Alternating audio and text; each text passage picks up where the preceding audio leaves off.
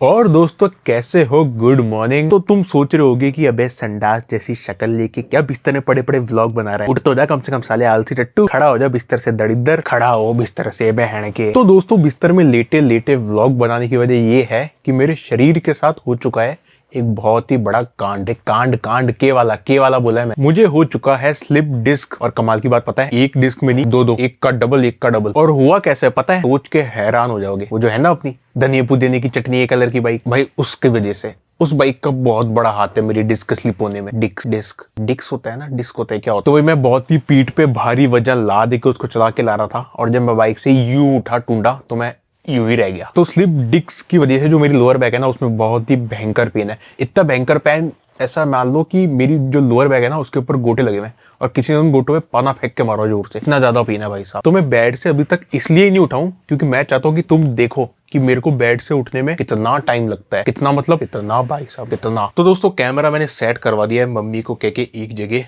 अब तुम देखो कि उठने में कैसे फटती है मेरे, मतलब फट के हाथ में आ जाती है, एक आधी साथ में आधी साथ में। तो देखो धीरे धीरे, सबसे पहले देखो मैं सीधा ही सोता हूँ क्योंकि डॉक्टर ने मेरे को बोला सीधा ही सोना है, क्योंकि जो रीढ़ की हड्डी है ना उसकी, तो टेढ़ा मेढ़ा तो हो ही नहीं सकता। अब उठने के लिए क्या ऐसे सीधा नहीं उठ सकते क्योंकि क्या कमर पे बहुत ज्यादा जोर आता है। तो मैं होता हूँ ऐसे टेढ़ा पहले, और ऐसे ऐसे करके खिसकते हैं बिस्तर के कोने में आता हूँ, ठीक है।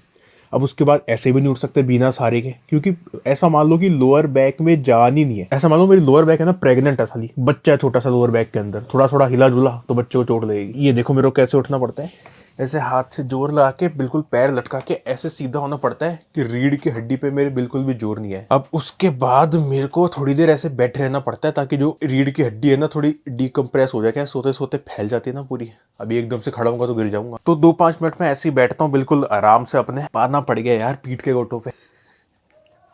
क्या डायलॉग है यार, पीठ के गोटों पे पाना। तो फाइनली मेरे को 2-4 मिनट हो चुके हैं ऐसे बैठे बैठे ही। अब देखो ऐसे टेबल का सहारा लेके और ऐसे ढूंढे खिसकाते खिसकाते आगे आता हूं मैं। और भाई साहब, अब दिक्कत क्या आती है, शुरू में मेरे घुटने, मतलब अभी तुम्हें दिख रहा है इतने ही मुड़ते हैं। पूरा सीधे करने में लोअर बैक पे बहुत जोर पड़ता है, मतलब ऐसा दर्द होता है कि पाना। थोड़ा यहाँ खिसकता हूँ मैं। मेन दिक्कत है लेफ्ट पैर में, राइट पैर सीधा हो जाता है, लेफ्ट पैर थोड़ा मुड़ा ही रहता है क्योंकि स्लिप डिस्क है ना मेरे लेफ्ट साइड में ही हुई है, मतलब डिस्क लेफ्ट साइड की तरफ से मेरी रप्चर हुई है। और ये देखो चाल देखो मेरी, ऐसा लग रहा है किसी ने के अंदर मनी प्लांट उगा दिया हो। तुम्हें पता पड़ा मेरी हालत क्या है इस समय? तो मैं वापस आके बैठ ही गया हूँ बिस्तर पे, क्योंकि क्या बहुत ज्यादा दर्द है और ज्यादा टाइम में खड़े रहता हूँ ना तो मेरे अलग अलग जगहों पे बाइटें आना शुरू हो जाते हैं। तो लेफ्ट पैर है ना वो तो हल्का सा सुनी है, क्योंकि जो पीठ है ना वहाँ पे कोई तो नस दब रही है, जिसके कारण यहाँ पे क्रैम्प आया था बहुत ही भयंकर वाला, जो निकला ही नहीं था बहुत घंटों तक। तो उसकी वजह से अभी लेफ्ट पैर थोड़ा बहुत सुनी रहता है मेरा दिन भर ही। और भाई हालत इतनी खराब है कसम से, कल तो लेटे लेटे मेरे को एक जोर से खांसी आई, और वो खांसी ने मेरी लोअर बैक में इतना दर्द किया मेरे ढूंगे में बाइटा। मैं मजाक भी नहीं कर रहा हूँ, सच में बिल्कुल मजाक नहीं कर रहा हूँ। तो तुम्हें एक बार अपनी जो टूटी फूटी टूंडी पीठ है उसका एक बार एमआरआई दिखाता हूँ मैं कि क्या हालत है अपनी इस समय। तो ये देखो भाइयों, ये है अपनी टूंडी पीठ का एमआरआई। और ये जो तुम्हें लाल डॉट दिख रहा है ना यहाँ पे, ये ऐसा मान लो कि जो डिस्क है ना इन दोनों जगह से रप्चर हुई है, मतलब ऊपर वाले से तो बहुत ही भयंकर हुई है, नीचे वाले से भी थोड़ी सी हुई है। एक भी नहीं भाई, दो दो जगह से फटी है मेरी। मेरा दायाना कूला भी फट गया, मेरा बाइना कूला भी फट गया, ऐसा मान लो। इतनी गंदी हालत है अपनी इस समय, और उसको ठीक होने में थोड़ा टाइम लगेगा यार। सब कुछ बढ़िया चल रहा था यार, न्यू ईयर के बहुत सारे प्लान्स थे, लेकिन सब कुछ उल्टा पुल्टा हो गया इस चोट के कारण। मतलब कसम से ऐसा लग रहा है कि किसी ने बहुत ही गंदी नजर लगाई है, और जिसने भी नजर लगाई है ना भाई साहब, खून की उल्टी करेगा तू साथ। तेरी नंगी पीठ पे गरम डामर चिपकेगा। तू मेरे को मिल जाए एक बार, ये घुसा के एक एक्स्ट्रा छेद बना दूंगा तेरे। तेरी शादी में बारिश होगी साले, पैरों के बीच में टट्टी आएगी तेरे को बहुत जोर से। तेरा सुहाग तेरे को छोड़ के पड़ोसी के साथ भागेगा। ये बद्दुआ है मेरी साले, बद्दुआ तेरे को। तो अपन खड़ा होकर अब थोड़ा चल ही लेते हैं, और तुम्हें चलने की रफ्तार बताता हूँ मैं अपनी। क्या भाई, ये ऐसा मान लो अधमरी जोंक नहीं रहेंगी, अधमरी जोंक, उसकी रफ्तार पे चल रहा हूँ बिल्कुल भाई मैं। यहाँ से एक कमरा साला 2 मीटर है ना, यहाँ पे इधर से इधर 2 मीटर है बस, ये जाने ही मेरे को 1 मिनट लग जाता है। इतनी गंदी स्पीड है मेरी भाई साहब, चला ही नहीं जा रहा, कुल्ले में बैठा आ जाता है। और भाई साहब दर्द हो गया। ये है अपने चलने की स्पीड इस समय, इतनी स्पीड से चला जाता है। और दीवार के पास चलता हूँ मैं थोड़ा, ताकि अगर गिरने विरने का सीन हो तो दीवार के चिपक जाऊं मैं, स्पाइडरमैन की तरह नीचे नहीं गिरूं। ये देखो यहाँ पे पड़ी है अपनी राम प्यारी, क्या चमक रही है, मस्त। चली ही नहीं है जब 1.5 महीने से, और अब तो कहाँ ही चलाऊंगा। तो चमकेगी। तो भाई साहब डॉक्टर ने मेरे को बोला कि अभी कुछ टाइम तक तो मेरी सारी एक्टिविटी बंद है, खेलना कूदना जिम मोटरसाइकिल फलाना ढिकाना लगाना सुधाना सब कुछ बंद है। मेरे को पूरा रेस्ट पे रहना है, रोज थोड़ा थोड़ा चलते रहना है बस, बाकी पूरे दिन बिस्तर पे ही पड़े रहना है। कम से कम ऐसा मान लो 6 हफ्ते तो मैं बिस्तर पे ही हूँ। मैं ना तो बाइक चला सकता हूँ अपनी, ना मैं कुछ और कर सकता हूँ, बस मैं लाश बन गया हूँ, डेड बॉडी बन गया हूँ। याद है मैंने तुम्हें एक पुराने ब्लॉग में बोला था, मतलब 1-2 ब्लॉग पहले का ही ब्लॉग है कि बाइक अब बेचने की इच्छा हो रही है, वैसी चलती नहीं है, कार लेंगे। और देखो नए साल पे क्या कांड हो गया, ऐसा कांड हो गया कि साली बाइक में कभी चला भी नहीं पाऊंगा अब, शायद कम से कम काफी सारे महीनों तक तो नहीं चला पाऊंगा। मैं तो भगवान से कार मांगी थी, भगवान ने तो ऐसा टूंडापन दे दिया मेरे को विरासत में, ये अब तो कार लेनी ही पड़ेगी, मजबूरी हो चुकी है। बाइक तो साला कुछ भी हो मैं चला ही नहीं पाऊंगा बहुत टाइम। तो चलो अब आ ही गए हैं अपन, तो आपको इस घर के सेठ जी से भी मिलवा देता हूँ जब अपन चल ही रहे हैं थोड़ा बहुत। तो सेठ जी चाय पिएगा क्या? अब ओए भूतनी के कुत्ते चाय नहीं पीते। अब इसको देखना फायदा, थोड़ा नीचे भी नहीं झुका जा रहा, थोड़ा सा झुक के, ये देखो क्या रफ्तार से है, जैसे पायदान छुआ ना मैंने, रफ्तार से आया, पायदान पकड़ दे। पायदानी जिंदगी है क्या तेरी? ये पायदानी शेरू तेरी जिंदगी है क्या? आजा शेरू आजा। इसको पायदान और कपड़े बहुत पसंद है यार, मेरे बैठ आ रहा है, मेरे को बैठना पड़ेगा। ये देखो ये कपड़ा है ना, ऐसे चौंक जाएगा ये, देखना।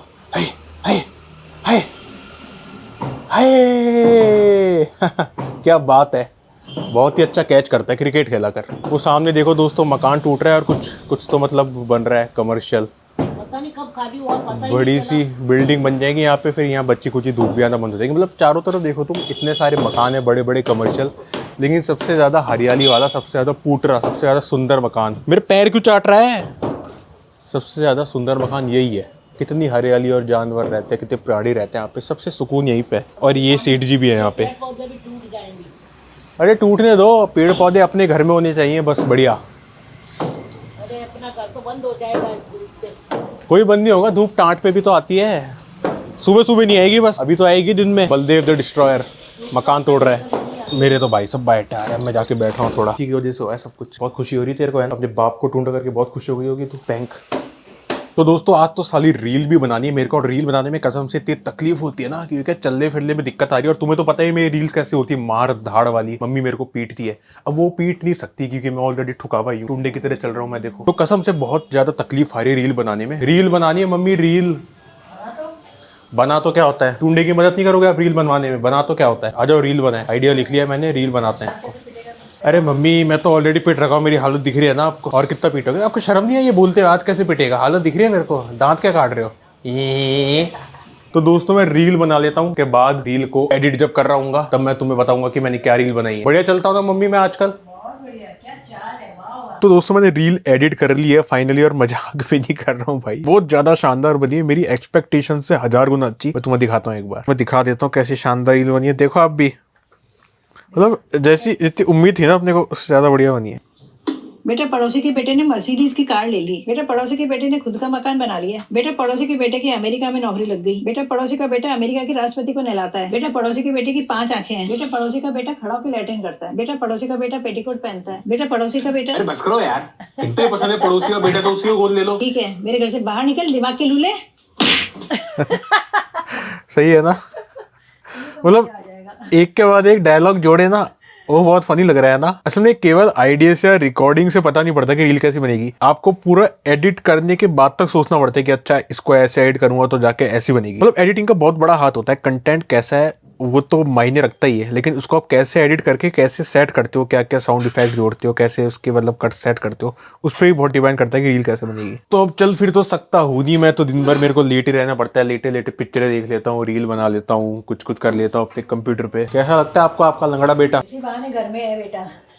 हाँ वरना लिटरली मजाक नहीं कर रहा हूँ, मैं घर में टिकता ही नहीं था, मैं तो हर वीकेंड बाइक उठाता और बाहर निकल जाता। अपना प्रोटीन तो पी लूं मैं कम से कम, है एक्सरसाइज तो कर नहीं सकते, कम से कम प्रोटीन तो ले ही सकते हैं। खाना वाना नहीं खाना है यार, भूख लगती ही नहीं है, एक ही बिस्तर में बैठा हुआ इतने टाइम से, दिन भर हिलता भी नहीं हो तो भूख कहाँ से लगेगी। तो यार मैंने कहीं पे एक डायलॉग सुना था कि आपकी जिंदगी में हजारों प्रॉब्लम्स होती है, फिर एक दिन आपको कोई गंदी सी बीमारी हो जाती है, फिर आपकी जिंदगी में बस एक ही प्रॉब्लम रह जाती है, वो बीमारी। तो यार अपनी हेल्थ का और सबका ध्यान रखा करो। मतलब जैसे कि अब देखो मैं लूला होकर बैठ गया हूँ, तो ना मैं कुछ कर पा रहा हूँ, ना चल पा रहा हूँ, ना ढंग से रील बना पा रहा हूँ, ना ढंग से व्लॉग बना पा रहा हूँ, मेरा सारा काम रुक गया है, मैं कुछ भी नहीं कर पा रहा हूँ, लिटरली एक जगह पड़ा हूँ बस। तो यार अपनी हेल्थ वेल्थ का और अपने सब शरीर वरीर का ढंग से ध्यान रखा करो। इंसान के पास एक ही संपत्ति है, उसका शरीर, ठीक है। तो बस यार पूरा दिन मैं वही करूंगा। अभी मैं जा रहा हूँ बेड रेस्ट पे वापस। ये छोटा सा व्लॉग बनाया था मैंने ताकि तुम्हें अपडेट दे दूँ अपनी हेल्थ के बारे में, जो कि अभी थोड़ी सी खराब चल रही है। ऐसे मैं घूम फिर तो पाऊंगा ही ज़्यादा, लेकिन तुमसे बात तो कर ही सकता हूँ व्लॉग में एटलीस्ट, है ना। तो अभी ज़िंदगी में क्या क्या चल रहा है, मेरी चीज़ें, मेरे किस्से, मेरे कहानियाँ तुम्हें व्लॉग के थ्रू में बताता रहूँगा। अब मैं जा रहा हूँ पढ़ने बेड पे। बाय।